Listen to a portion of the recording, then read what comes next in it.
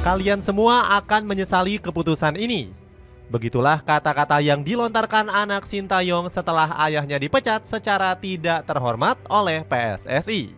Sebuah kalimat maut yang dulu terlihat seperti emosi ABG nanggung sesaat setelah ayahnya jadi pengangguran. Tapi nampaknya ini benar-benar menjadi karma untuk tim nasional Indonesia.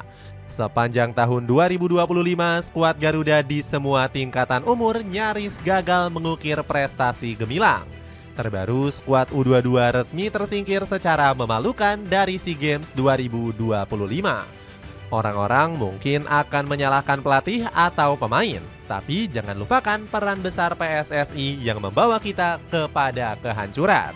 Pihak federasi wajib berbenah sebelum semuanya terlambat. Jangan ada lagi pengurus yang menyulut perpecahan, apalagi manuver kabur dari masalah dengan mencari kambing hitam. Cetak Gol coba merangkum penurunan drastis tim nasional Indonesia akibat drama PSSI sebagai berikut.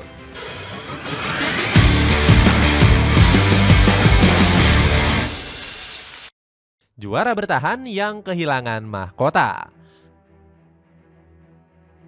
Tahun 2025 mungkin menjadi periode yang ingin dilupakan seluruh penggemar timnas Indonesia. Setelah gagal lolos ke Piala Dunia 2026 bersama skuad senior, publik tanah air seakan loyo dan tak bersemangat lagi melirik tim nasional. Terbukti dari pemberitaan timnas di media-media lokal yang mulai sepi, layaknya sebuah rumah yang lama ditinggalkan. Tak ada lagi antusiasme, tak ada lagi gejolak, dan tak ada lagi ruang untuk Panji Garuda di dada.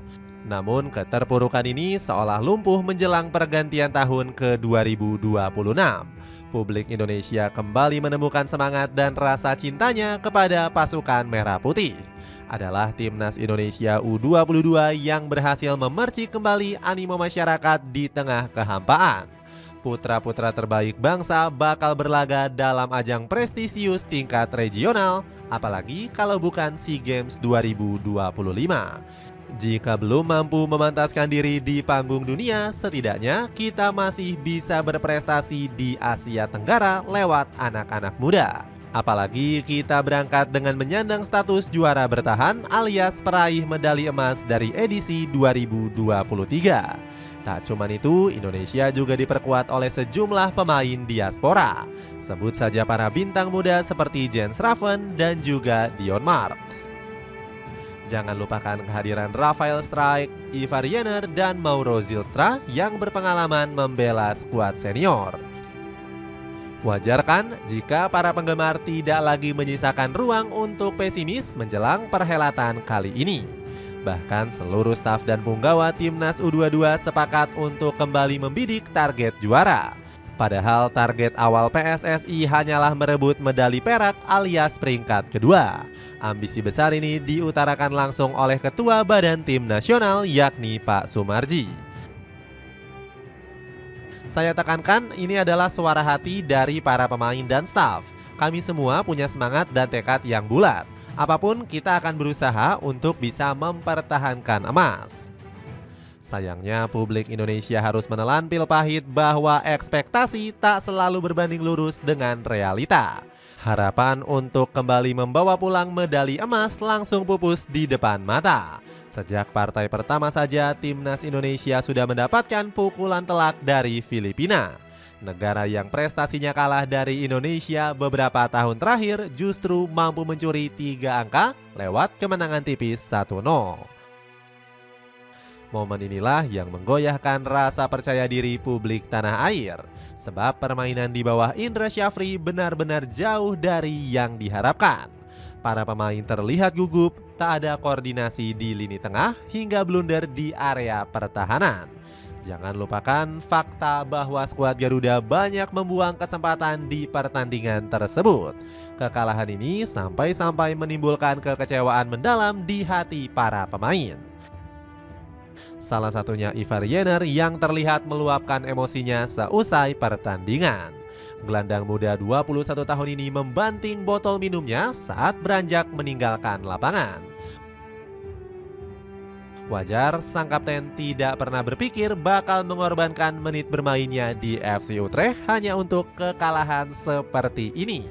Namun sebagai bangsa yang besar sudah sepatutnya bagi kita untuk menolak tunduk pada keadaan. Ambisi skuad Garuda dipupuk kembali untuk meraih kemenangan di partai kedua kontra Myanmar. Jika target tersebut bisa tercapai, setidaknya pasukan Merah Putih masih berpeluang lolos ke babak semifinal. Dengan syarat Indonesia wajib melumat sang lawan dengan selisih 3 gol. Sayangnya skuad Garuda Muda harus kembali gagal memanen hasil manis usai laga berakhir 3-1.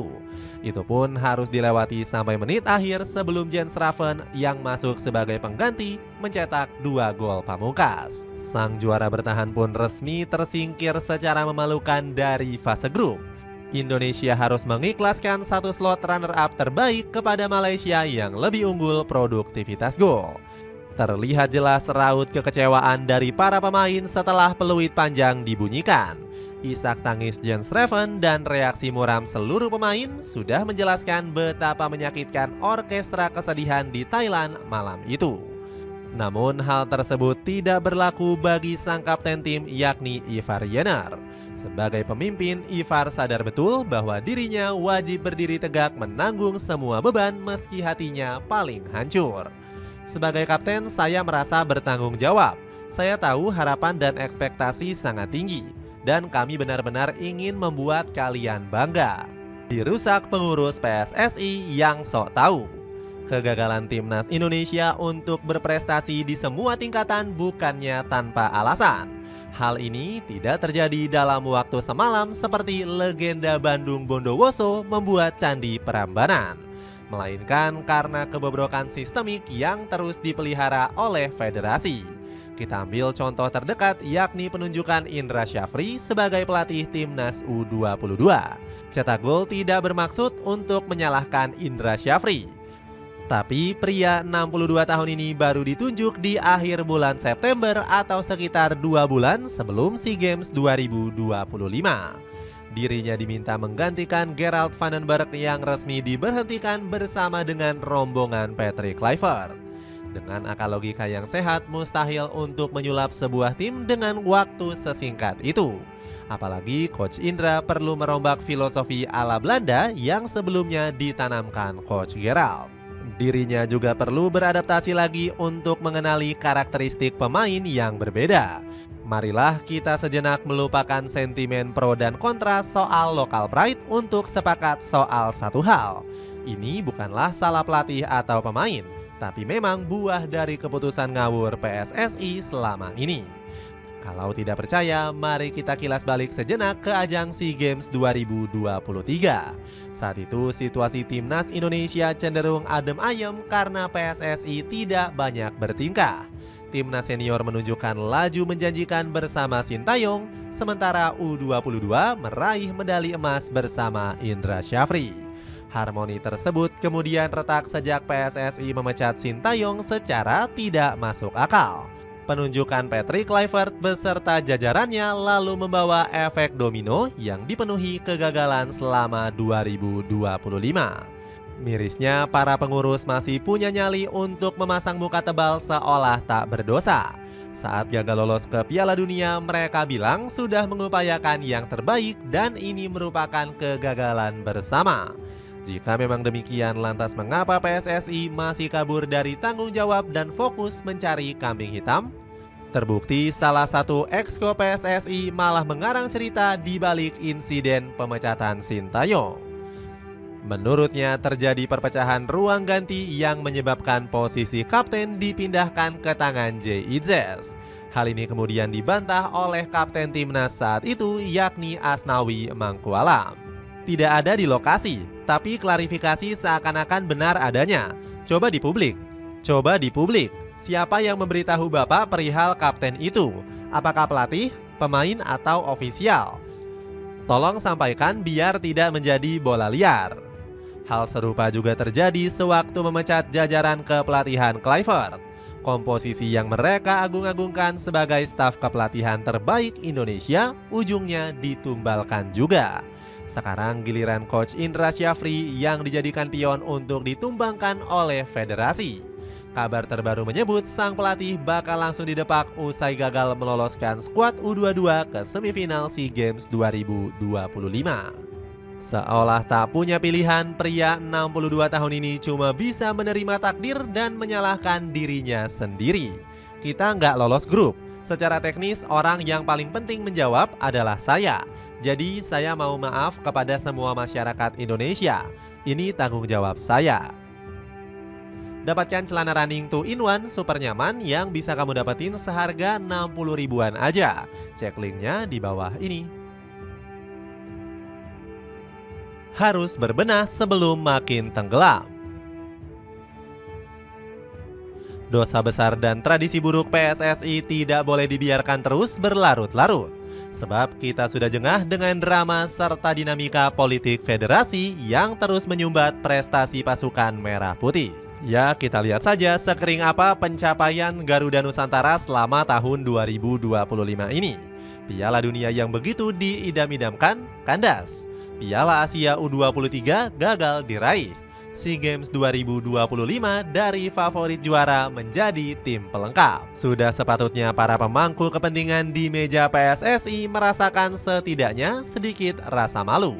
Bagaimana bisa proyek ambisius yang mereka canangkan di awal tahun berubah menjadi setumpuk wacana tidak jelas di bulan Desember?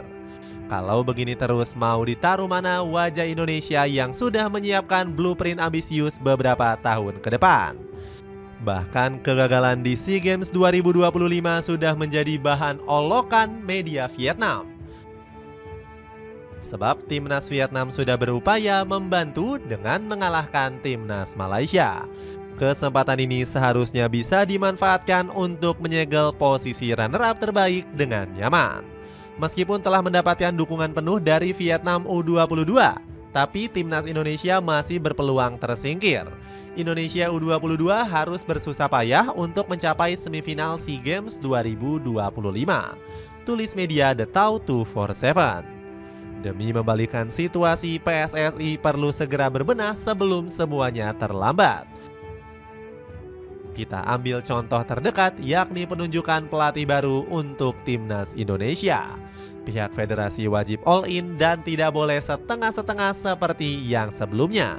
Mau itu pelatih Eropa atau Asia, tidak masalah asalkan punya filosofi yang sesuai dan memahami kultur sepak bola di sini.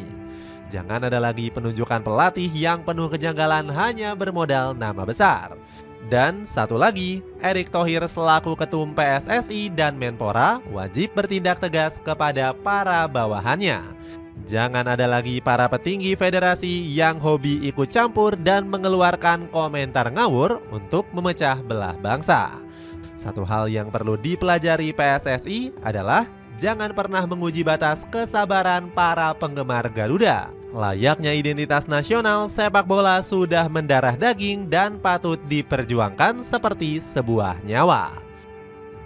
Dapatkan sepatu olahraga super nyaman dari Toseok yang harganya ramah di kantong buat anak sekolahan. Cek linknya di bawah ini.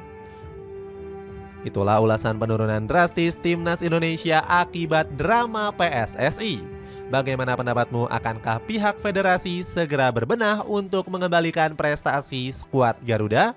Coba tulis pendapatmu di kolom komentar di bawah ini.